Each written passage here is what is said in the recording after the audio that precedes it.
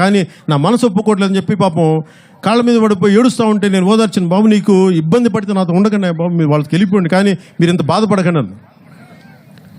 అలాగే మనకి ఇన్ని మంది కోట్ల మంది తెలిసిన ఒక హీరోని కూడా, నా కుటుంబంలోని వ్యక్తిని కూడా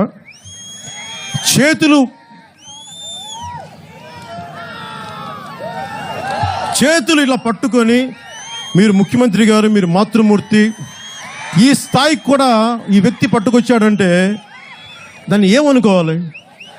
ఎంత అహంకారం! నమస్కారం పెడితే ప్రతి నమస్కారం కూడా పెట్టలేనివాడు.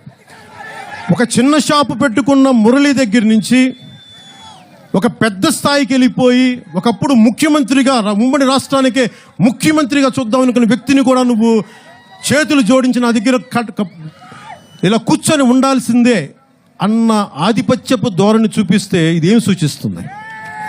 ఇలాంటి వ్యక్తులకే ఇలా ఉన్నప్పుడు సామాన్యులు, సగటు మనిషి పరిస్థితి ఏంటి?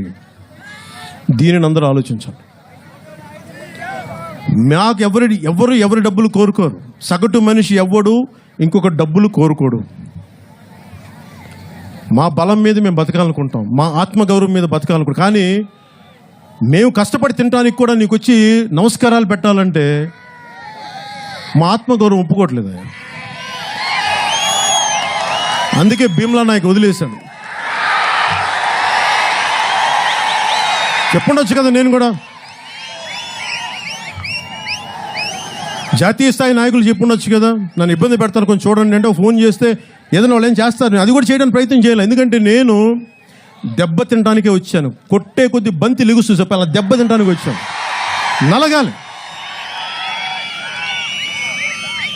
ఒక బిజినెస్ మ్యాన్ నుంచి భవన నిర్మాణ కార్మికుడి దాకా, ఒక 2 షాపులున్న మురళి దగ్గర నుంచి చిరంజీవి గారి దాకా అందరినీ ఇట్లాగా చేతులు కట్టుకొని ఉండాలి. మాకు ఏమాత్రం ఎదురు తిరిగితే నువ్వు ఎంత పెద్ద మెగాస్టార్ని కింద కూర్చోబెడతావు అన్న ఆలోచన ధోరణి నాకు నచ్చల.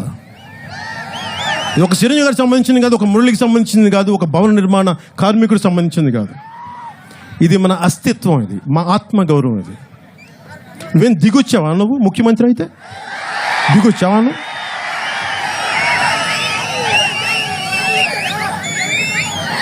కొమ్ములు ఉంటాయా మీకు?